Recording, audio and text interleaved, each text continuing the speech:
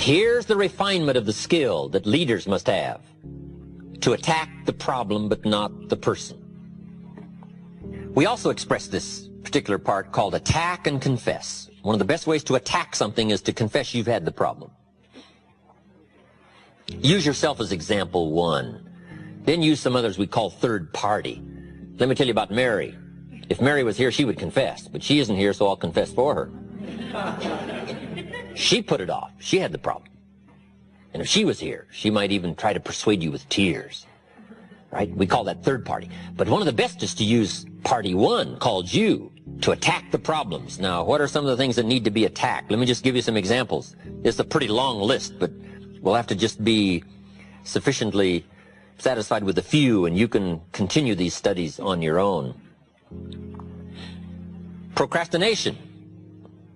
That's a good one, front and center. We've got to attack procrastination because it's so insidious. It eats up such large chunks of your life and leaves you in a small corner. Putting it off. Delaying. Letting it slide. Now, I'm one of the best to attack procrastination because I confess to being one of the all-time great procrastinators. I've done a lot of things, but I've put a lot of things off. Procrastination. I am so good, I could teach it. Procrastination. I can show you how to do it so it don't show. I mean, I'm so good. I'm so good. But I also know the pain of procrastination. I also know the regret that comes from procrastination. I can also show you pieces of my life missing, never to be repaired, because I let it slide. Now see, if we all studied our own lives, and we were trying to help somebody with this insidious disease of procrastination and putting it off, front and center, we use ourselves as best example, because you feel the strongest about your own experiences and your own emotions. Do you think you could help somebody with procrastination? Developing this skill of going back, rehearsing your own life, and coming up with the essence of the emotion and the experience to try to illustrate to somebody how insidious it can become and how devastating it can leave your life and what'll be missing if you let it slide. That's what we call learning to attack the problem. Now, underline the word attack. It's very important to go after the insidious. The great leader of the Christians says, "The things I once hated I now love. The things I once loved I now hate." It's so important to incorporate both love and hate in the same conversation. Now, let me give you the dilemma. This stuff isn't easy. It's so easy to be careless with words and get the wrong reaction. What if you meant to say, "What's troubling you?" and instead you said, "What's wrong with you?"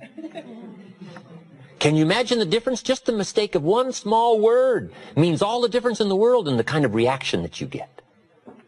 But here's the dilemma. To attack the problem but not the person. God's got the same dilemma. God says, "I love you, but I hate your sinful ways." Now see, that's a challenge, to show somebody that you love them but you hate. How do you put love and hate in the same sentence? I'm telling you, it is essential to show your contempt for the problem and your concern for the value. These are not easy skills. You don't walk these summits of intellectual thought and word choice and emotional content and precision. You don't learn these overnight. But your commitment to excellence in communications can make all the difference in the world in how your economic and social and personal world works out. And here's part of the challenge. God says, "I love you, but I hate your sinful ways." Now, since me and my sinful ways are bound up so close together, I tend to take that personal. And God has to say, "No, no, no, let me make it clear one more time. I love you, but I hate your sinful ways." See, we've got to make that clear. You got to make it clear to your children. I love you, but I hate what you're doing and what it's doing to you.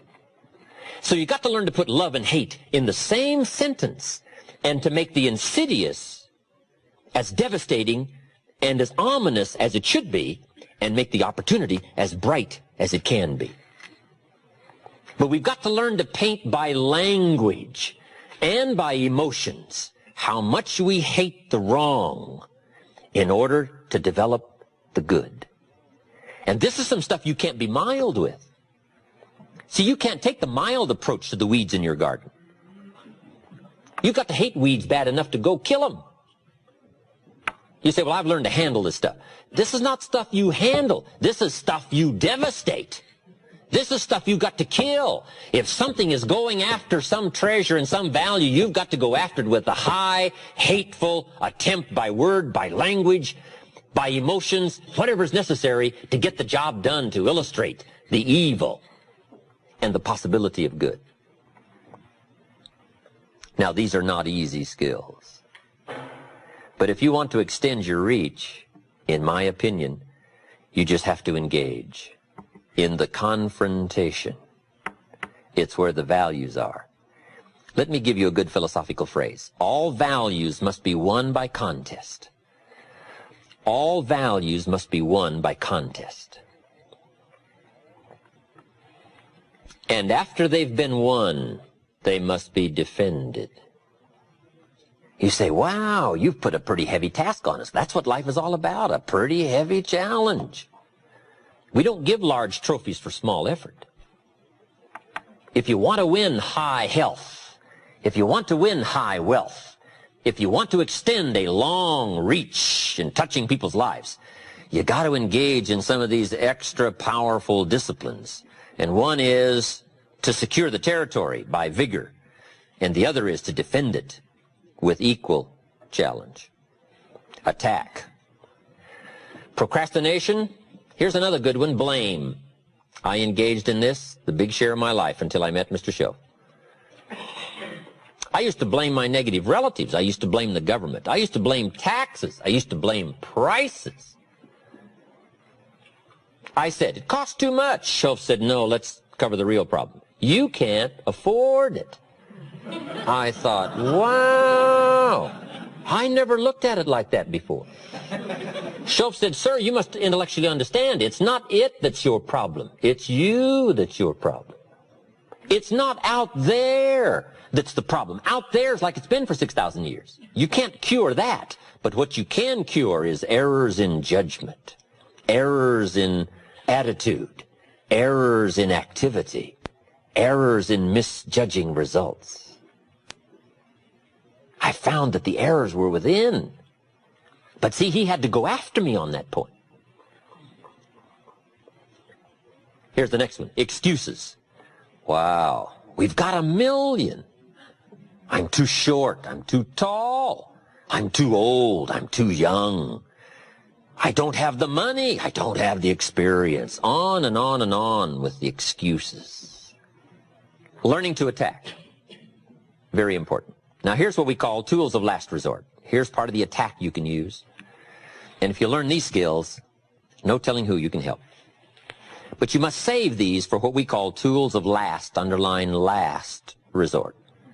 These are some things you don't use up front. Here's the first one, a direct attack. You've got to be very careful of a direct attack so that it not be misjudged in severity. Next is scolding. Got to be very careful of scolding. You only use it as a last resort. Somebody walks in late and you say, where have you been? See, that's loaded with insinuations. Loaded.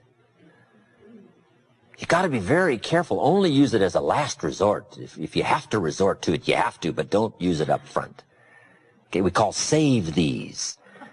Save these for when the occasion calls for such harsh language to go after something. And the last one is sarcasm. Sarcasm can be useful, but you got to save it. Who do you think you are? See, that's powerful language, but you got to save it for when it is meaningful to use such powerful language. Matters of the heart are delicate. Here's what we teach. Don't operate on the heart with a hatchet. When you use these tools, you got to be very careful to save the value and go after the problem. Now let me give you the real clue. The more you care, the stronger you can be. People don't mind you using strong language about insidious things. They don't mind you becoming sharp, powerful. As long as you care, and the more you care, the stronger you can be. I don't mind a minister consigning my soul to hellfire for my sinful ways. I don't mind that, as long as he does it with tears and not with joy. But wouldn't we all resist a dry-eyed sermon on hellfire? You can't preach hellfire without your heart breaking. You've got to sob your way through a sermon on hellfire. Or we all would resist a dry-eyed attempt to preach on hellfire. Why? A simple, obvious lack of really caring. And there are some subjects you cannot even deal with unless your heart breaks and unless visibly it shows by the emotional content that you really care. Now you can deal harshly with some powerful, important problems. Tools of last resort. Attacking the problems, but not the person. Just by way of review, we've been covering the major parts in a presentation, whether it's to a child or a business audience or a sales situation. All of us have the opportunity to affect somebody with words. And we talked about making the presentation. It comes in 4 parts. Number 1, identification. Learning how to relate to somebody else, which is pretty easy if somebody's like you, pretty difficult if somebody's not like you. There's a difference in color, a difference in religion, a difference in age, a difference in experience, background. It gets a little more complicated, but it can be mastered. And all you have to do is refine these skills to have a longer reach, economically, socially, personally. Deal in subjects that make you real. Tell your story with authority. Next is the logic and reason part. Not too many facts. There's probably about 1,000 facts about an automobile, but you don't need them all to make a decision. About a half a dozen will do. And if you stretch it beyond the half dozen, it's pretty easy to lose your audience. So, brief on logic and reason. Number 3 was learning to attack the problems, but not the person. Number 4, in making the presentation, solution.